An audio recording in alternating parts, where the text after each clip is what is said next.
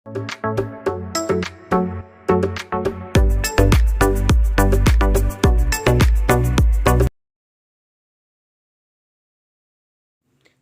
ഏവർക്കും study Nifty മലയാളത്തിന്റെ daily market ന്യൂസിലേക്ക് സ്വാഗതം. ഇന്ന് ഓഗസ്റ്റ് 12 ചൊവ്വാഴ്ചയാണ്. ഇന്ത്യൻ വിപണി ഇന്നലെ പോസിറ്റീവായിട്ടാണ് ക്ലോസ് ചെയ്തത്. നിഫ്റ്റി 24,500 മുകളിലായി ക്ലോസ് ചെയ്തു. നിഫ്റ്റി 50-യിലെ 50 സ്റ്റോക്കുകളിൽ 44 ഇന്നലെ ഗ്രീനിലാണ് ക്ലോസ് ചെയ്യുന്നത്. സമീപകാലങ്ങളിൽ വലിയ ഇടിവിലേക്ക് പോയ ഡിഫൻസ് സ്റ്റോക്കുകളും PSU ബാങ്കുകളും തന്നെയാണ് ഇന്നലത്തെ നേട്ടത്തിൽ നിർണായകമായ പങ്കുവഹിച്ചത്. ഇന്ന് പുലർച്ചെ ക്ലോസ് ചെയ്ത US മാർക്കറ്റുകളിലേക്ക് ഭാവിയിലെ പലിശ നിരക്കുകൾ വിലയിരുത്തുന്നതിനും US ചൈന വ്യാപാര വാർത്തകൾ കാണുന്നതിനായി നിക്ഷേപകർ ഈ ആഴ്ച പണപ്പെരുപ്പ ഡാറ്റയ്ക്കായി കാത്തിരിക്കുന്നതിനാലും തിങ്കളാഴ്ച US ഓഹരി വിപണികൾ നഷ്ടത്തിലാണ് ക്ലോസ് ചെയ്തിട്ടുള്ളത്. കൂടാതെ നിക്ഷേപകർ ഇപ്പോൾ പ്രതീക്ഷിക്കുന്നത് US ഫെഡറൽ റിസർവിലെ സമീപകാല മാറ്റങ്ങളും ദുർബലമായ തൊഴിൽ വിപണിയും സൂചിപ്പിക്കുന്നത് ഈ വർഷം അവസാനം വരെയും പലിശ നിരക്കിൽ മാറ്റം ഉണ്ടാകില്ല എന്ന് തന്നെയാണ്. മറ്റൊരു പ്രധാനപ്പെട്ട വാർത്ത കൂടി ഇന്നലെ പുറത്തു വന്നത് ചൈനീസ് ഉൽപ്പന്നങ്ങൾക്ക് ഉയർന്ന US തീരുവ ചുമത്തുന്നത് 90 ദിവസത്തേക്ക് കൂടി വൈകിപ്പിക്കുന്നതിനുള്ള ഉത്തരവിൽ പ്രസിഡന്റ് ഡൊണാൾഡ് ട്രംപ് ഒപ്പുവെച്ചതായി വൈറ്റ് ഹൗസ് ഉദ്യോഗസ്ഥർ അറിയിച്ചു. ഇന്നാണ് US-ൽ നിന്നും കൺസ്യൂമർ പ്രൈസ് ഇൻഡെക്സ് ഡാറ്റ പുറത്തു വരുന്നത്. ഇനി ഭാവിയിൽ ഒരു റേറ്റ് കട്ട് എന്നായിരിക്കും ഉണ്ടാകുക എന്നതിൻ്റെ കൃത്യമായിട്ടുള്ള സൂചനകൾ കൂടി ഈ CPI ഇൻഫ്ലേഷൻ ഡാറ്റ നമുക്ക് തരുന്നതായിരിക്കും. US-ൽ ലിസ്റ്റ് ചെയ്ത ഇന്ത്യൻ കമ്പനികളുടെ പ്രകടനം നോക്കാം. ഇൻഫോസിസ് 0.03% ഇടിവിലാണ്. വിപ്രോ 0.38% ഇടിവിൽ.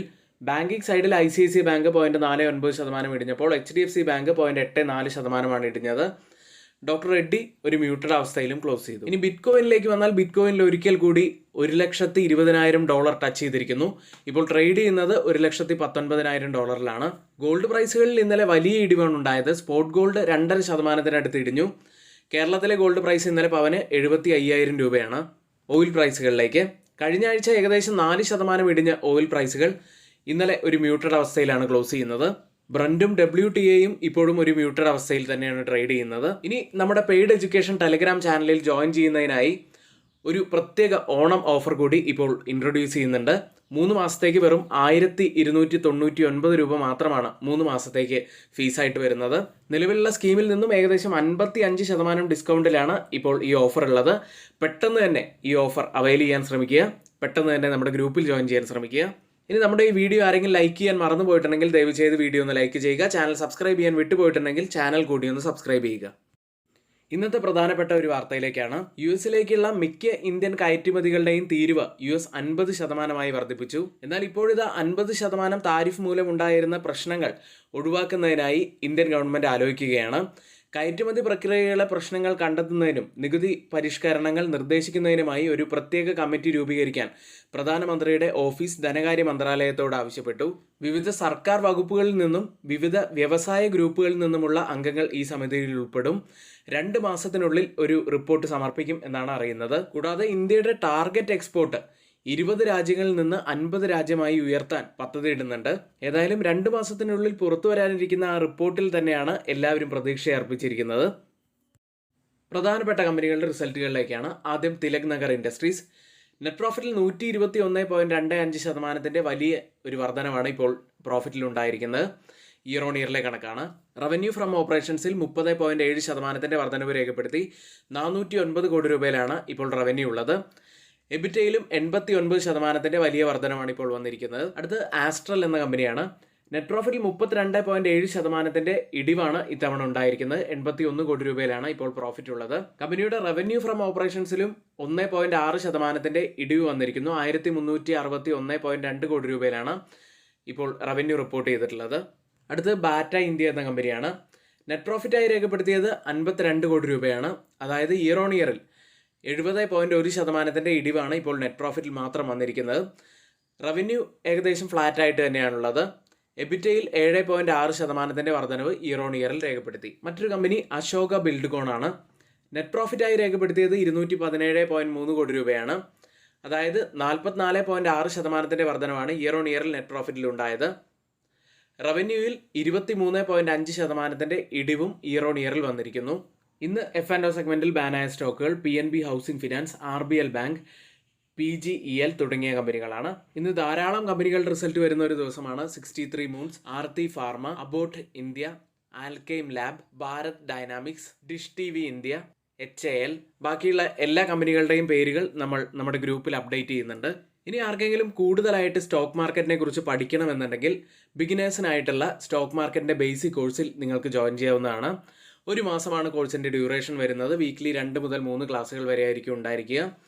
ഈ കോഴ്സിൽ നമ്മൾ ഉൾപ്പെടുത്തിയിരിക്കുന്നത് technical analysis, fundamental analysis, technical അനാലിസിസിൽ ഉപയോഗിക്കേണ്ട വിവിധതരം ടൂൾസുകളെക്കുറിച്ച്, ട്രേഡിംഗ് വ്യൂവിനെക്കുറിച്ച്, ട്രേഡിംഗ് സൈക്കോളജിയെക്കുറിച്ച് എന്നിങ്ങനെ ധാരാളം കാര്യങ്ങളിലൂടെയാണ് ഈ നമ്മുടെ കോഴ്സ് കടന്നു പോകുന്നത്. അപ്പോൾ ജോയിൻ ചെയ്യണമെങ്കിൽ പെട്ടെന്ന് തന്നെ ഈ വാട്സപ്പ് നമ്പറിൽ ഒന്ന് മെസ്സേജ് അയച്ച് നിങ്ങളുടെ സീറ്റ് ബുക്ക് ചെയ്ത് വെക്കാവുന്നതാണ്. അടുത്തതായി FIDA ആക്ടിവിറ്റിയിലേക്കാണ്. FIS വീണ്ടും ക്യാഷ് മാർക്കറ്റിൽ നെറ്റ് സെല്ലേഴ്സ് ആയിരുന്നു. 1203 കോടി രൂപയ്ക്കാണ് ഇന്നലെ സെല്ല് ചെയ്തത്. DIs ആവട്ടെ 5972 കോടി രൂപയ്ക്ക് ബൈ ചെയ്തു. ഏഷ്യൻ മാർക്കറ്റുകളിലേക്ക് ചൈനയുടെ താരിഫുകൾ 90 ദിവസത്തേക്ക് കൂടി പോസ് ചെയ്തതിന് ശേഷം ഇന്നിപ്പോൾ ഓപ്പൺ ചെയ്തിരിക്കുന്ന ഏഷ്യൻ മാർക്കറ്റുകളിൽ ജപ്പാൻ മാർക്കറ്റ് നിക്കി 2% മുകളിൽ നേട്ടത്തിലാണ്. 2.33% നേട്ടത്തിൽ. സിംഗപ്പൂർ മാർക്കറ്റ് 0.20% ഇടിവിൽ. ഹോങ്കോങ് മാർക്കറ്റ് 0.31% ഇടിവിൽ. തായ്വാൻ മാർക്കറ്റ് 0.22% ഇടിവിൽ. കോസ്പി മാർക്കറ്റ് 0.85% നേട്ടത്തിൽ ട്രേഡ് ചെയ്യുന്നു. ഗിഫ്റ്റ് നിഫ്റ്റി ഉള്ളത് 24,595 എന്ന നിലയിൽ 20 പോയിന്റ് സബ്സൈഡിലാണ് ട്രേഡ് ചെയ്യുന്നത്. അതായത് ഇപ്പോൾ സമയം 7 മണി കഴിഞ്ഞ് 25 മിനിറ്റ് ആണ്. ഇപ്പോഴത്തെ ഈ ഒരു നില വെച്ച് നിഫ്റ്റിയിൽ ഏകദേശം 20 മുതൽ 30 പോയിന്റ്സിൻ്റെയൊക്കെ ഒരു ഗ്യാപ് ഡൗൺ ഓപ്പണിങ്ങിനാണ് സാധ്യതയുള്ളത്. ഇന്ന് നമ്മൾ നിഫ്റ്റിയിലും ബാങ്ക് നിഫ്റ്റിയിലും ശ്രദ്ധിക്കേണ്ട ഏറ്റവും പ്രധാനപ്പെട്ട കുറച്ച് കാര്യങ്ങളിലേക്കാണ്. 24,585-ൽ 222 പോയിന്റ്സ് ഉയർന്നാണ് നിഫ്റ്റി ഇന്നലെ ക്ലോസ് ചെയ്യുന്നത്.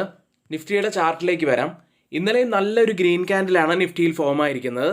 ഇതോടുകൂടി നിഫ്റ്റിയിൽ റിവേഴ്സലാണോ സംഭവിച്ചത് എന്ന് തന്നെയാണ് എല്ലാവരും ഉറ്റുനോക്കുന്നത്. റിവേഴ്സലിൻ്റെ ചില സൈനുകൾ കാണിക്കുന്നുണ്ട് എന്നത് ശരി തന്നെയാണ്. പ്രത്യേകിച്ച് വെള്ളിയാഴ്ചത്തെ ലോ ബ്രേക്ക് ചെയ്യാതെയാണ് നിഫ്റ്റി മുകളിലേക്ക് കയറിയത്.